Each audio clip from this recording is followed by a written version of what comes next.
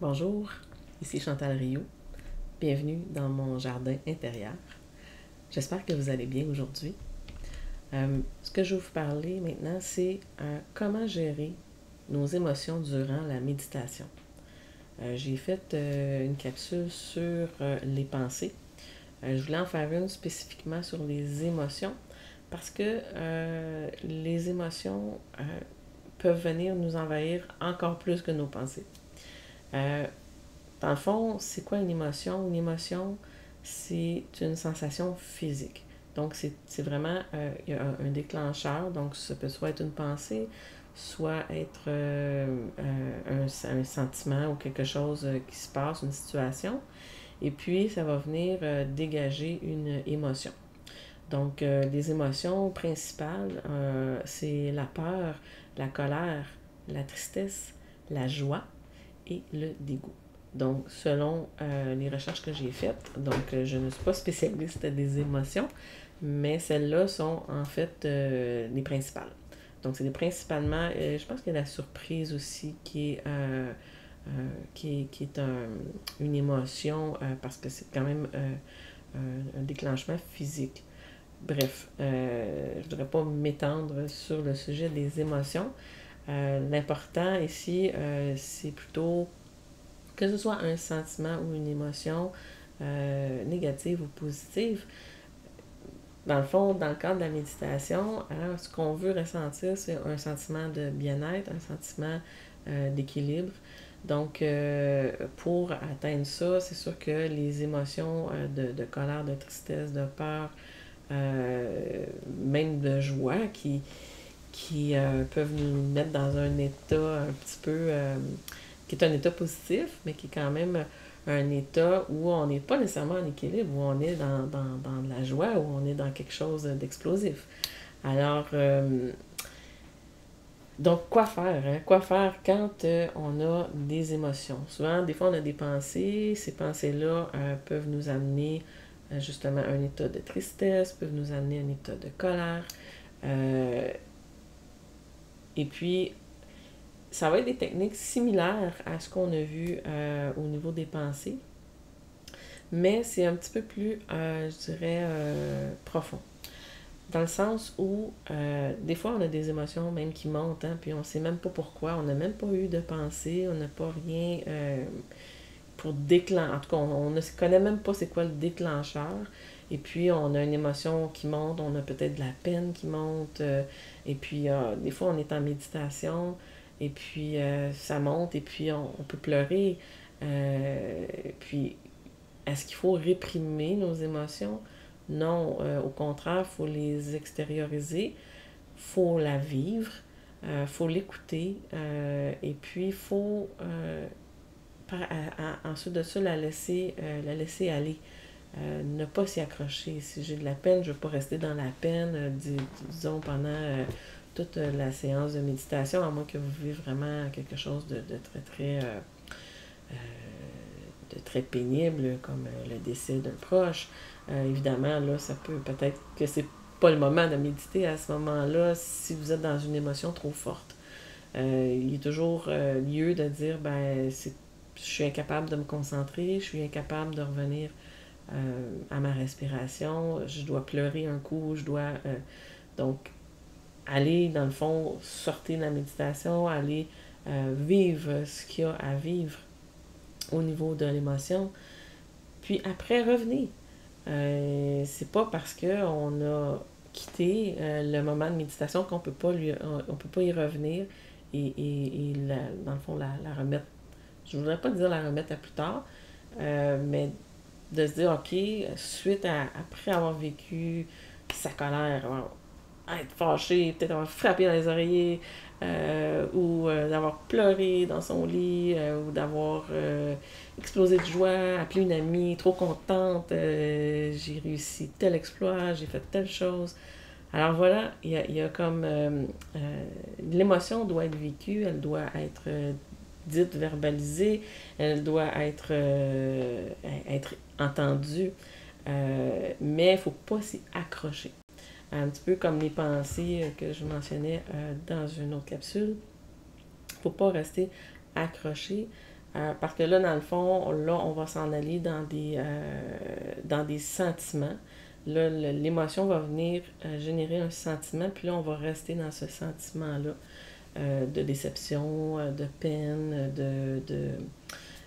peut-être de mépris par rapport. Si on est en colère, on peut avoir du mépris.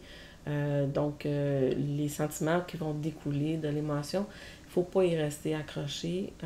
Puis, dans le fond, une fois que l'émotion a passé, qu'on a pleuré ou qu'on a ri ou qu'on a laissé passer ce moment, euh, on va reprendre la même technique avec les pensées. Ça veut dire revenir à la respiration, revenir à l'objet de sa méditation. Donc, ben, c'est important de ne pas repousser ou ravaler l'émotion qui est en train de se présenter. Parce que si on la refoule, on sait très bien elle va vouloir ressurgir un moment donné ou à un autre. Donc, on la laisse vivre. Puis on revient. On revient. Puis ça, c'est important de revenir, de dire, OK, c'est passé, je respire, je prends des grandes respirations, je fais un décompte, je fais une technique de mantra, j'écoute une méditation guidée. Si je suis incapable de me concentrer, j'ai besoin d'un support extérieur, donc une méditation guidée ou une musique relaxante. Donc, on se remet dans un état d'apaisement, dans un état de méditation. Et ça va faire que votre émotion, premièrement, va avoir été libérée. Et ça va faire que vous allez mieux vous concentrer ou mieux vous mettre dans votre état de méditation. Une autre technique aussi, une fois que c'est vécu, donc on revient un petit peu, parce qu'une fois qu'on a libéré c'est ce que le physique nous a demandé au niveau de l'émotion, une fois qu'on a libéré ça, on peut se remettre dans un état, disons, de bienveillance envers soi. On peut se mettre dans un état, justement, d'amour de soi et de dire, ben, OK, c'est passé, là maintenant je suis mieux, je me sens mieux, puis je me mets un petit sourire dans le visage. Ce qu'on appelle le sourire du Bouddha. C'est Nicole Bordelot qui parlait de cette façon de faire qui est de se mettre un sourire. Donc, un sourire comme ça, dans son visage, pour poursuivre la méditation, pour se mettre dans un état de bienveillance et de positive, dans un état positif. Alors, ça, c'est une autre façon, en fait, une fois qu'on est revenu à notre état, on peut se mettre le petit sourire du Bouddha et puis poursuivre. Mais juste le fait de se faire un sourire, même des fois, ça peut nous faire sourire intérieurement, mais c'est juste positif que de sourire. Voilà. Se féliciter. Se féliciter d'avoir pu revenir à la méditation, c'est important. D'avoir vécu et d'être revenu. Donc ça, c'est important parce que c'est comme ça qu'on construit sa pratique, qu'on construit son entraînement. C'est de ne pas abandonner et de revenir. Et ça, faut se féliciter pour ça. Ensuite, ne pas se culpabiliser d'avoir des émotions. On est des êtres humains, on est fait d'émotions et de pensées. Et puis, on est fait comme ça. Donc, il ne faut vraiment pas se culpabiliser. Je reviens, j'en ai parlé déjà, mais c'est pas une compétition que de faire de la méditation. On le fait pour soi, on le fait à son rythme. On réussit une journée, on réussit pas l'autre le lendemain.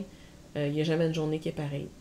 Il y a des journées où est-ce qu'on peut vraiment vivre sa méditation puis en ressortir grandi avec un bien-être intense.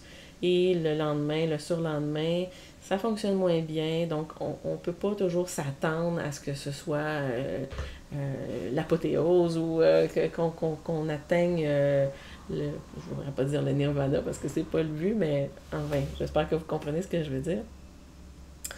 Euh, donc voilà, ne pas se culpabiliser et puis se féliciter. Et voilà. Donc après la méditation, important de se questionner son intérieur, vérifier si l'émotion est toujours là ou elle a pu être vraiment libérée.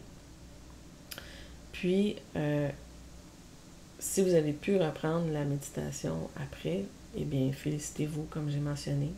Et puis, continuez de l'avant, puis recommencez le lendemain ou la semaine d'après, peu importe l'agenda que vous vous donnerez pour faire de la méditation.